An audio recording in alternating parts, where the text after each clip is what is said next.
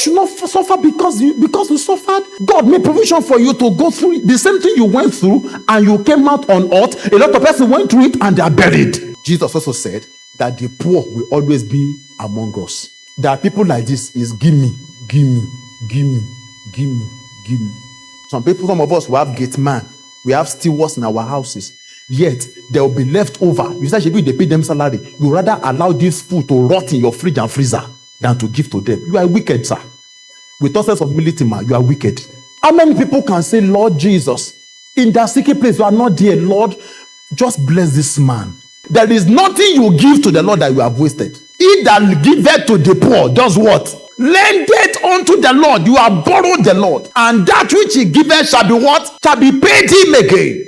As a kingdom person, it is offering time, blessing time, and you see the person beside you does not have offering. Discretionally, without making noise, package something in the envelope, slide into the person's hand, give it, slide it, give it. That is kingdom mindset.